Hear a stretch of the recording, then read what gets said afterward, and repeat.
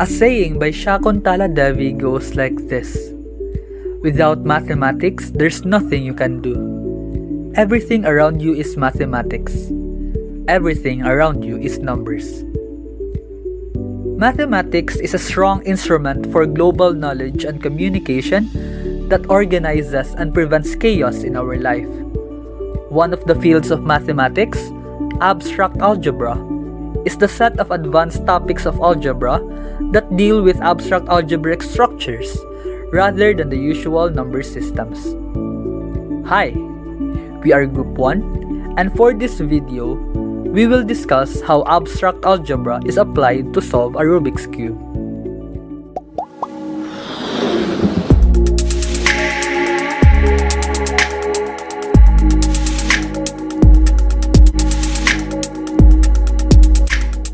The Rubik's Cube behaves in a predictable manner which can be characterized mathematically as a form of algebra, abstract algebra. But how is abstract algebra even related with Rubik's Cube? Well, an abstract mathematical field called group theory holds the answer. In mathematics, a group is a particular collection of elements. It can be a set of integers, a face of a Rubik's Cube, or anything, so long as it follows 4 specific rules or actions.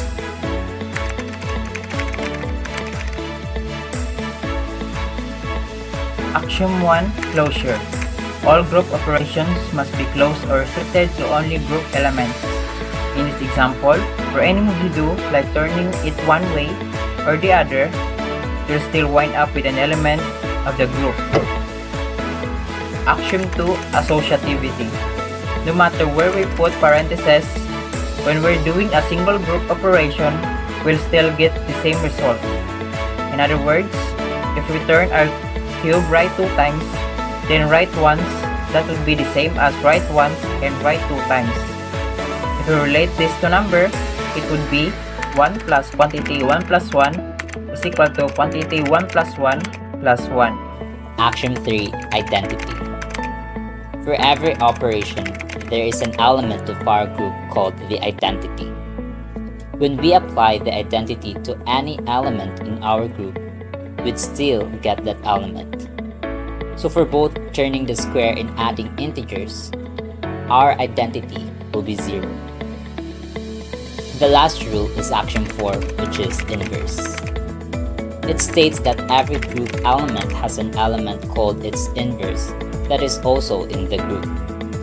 When the two are brought together using their group's addition operation, they'll result in the identity, which is 0. Using the Rubik's Cube, if we do the moves R, U, and F, its inverse is F, U, and R, which indicates that it is counterclockwise, bringing back the Rubik's Cube into its first position. These are the basic rules or the axioms of group theory. Now, let's have a further discussion using this Rubik's Cube. We can turn each row and column of each face. Each position is called a permutation. And the more elements a group has, the more possible permutations there are. A Rubik's Cube has more than 43 quintillion permutations. So, trying to solve it randomly isn't going to work so well.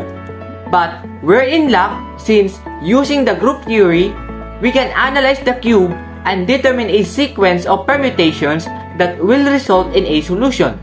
And in fact, that's exactly what solvers do. Every move that we do are referred as algorithms, and these are represented through letters.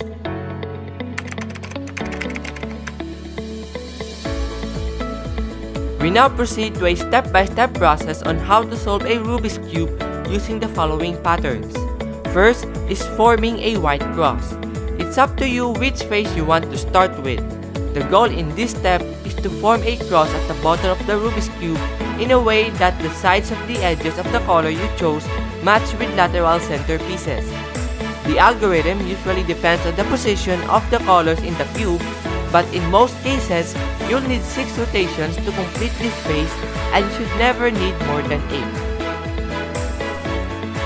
After the white cross, we have the white corners. In this step, we have to arrange the white corner pieces to finish the first phase. Twist the bottom layer so that one of the white corners is directly under the spot where it's supposed to go on the top layer.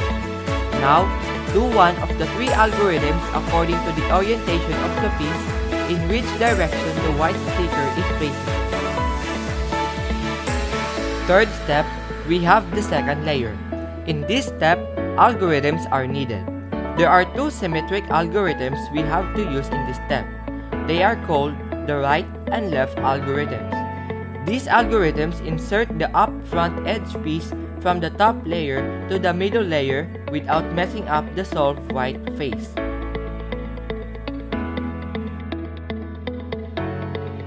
Fourth, we have the yellow cross. Start solving the last layer making a yellow cross on the top of the cube. It doesn't matter if the pieces are not on their final places, so we don't have to pay attention to the colors of the sides. We can get three possible patterns on the top. Use this algorithm to go from one state to the other. Fifth, we have the edges of the yellow. After making the yellow cross on the top of the cube, you have to put the yellow edge pieces on their final places to match the colors of the side center pieces. Switch the front and left yellow edges with the following algorithm. You might face a situation when you have to apply this algorithm more than once.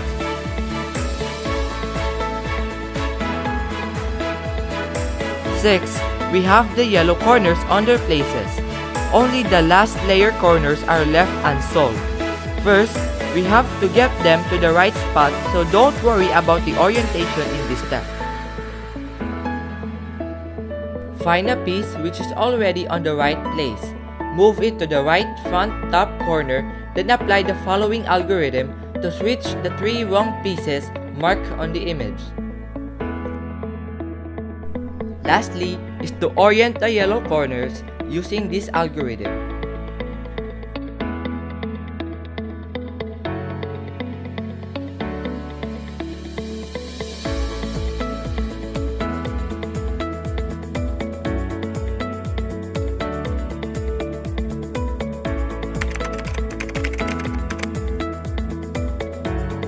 To conclude, group theory really plays a big role in solving a Rubik's Cube. The different transformations and configurations of the cube form a subgroup of a permutation group generated by the different horizontal and vertical rotations of the puzzle. Even the solution of a Rubik's Cube can also be described by group theory.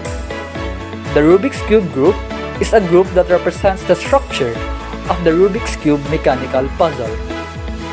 Each element of the group corresponds to a cube move, which is the effect of any sequence of rotations of the cube's faces. With this representation, not only can any cube move be represented, but also any position of the cube as well, by detailing the cube moves required to rotate the solved cube into that position. The Rubik's Cube group is constructed by labeling each of the 48 non-center facets with the integers 1 to 48.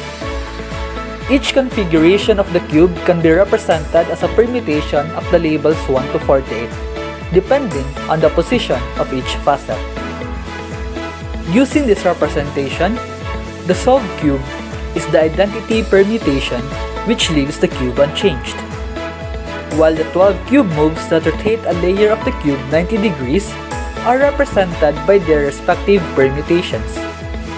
The Rubik's Cube group is non-abelian, as composition of cube moves is not commutative. Doing two sequences of cube moves in a different order can result in a different configuration.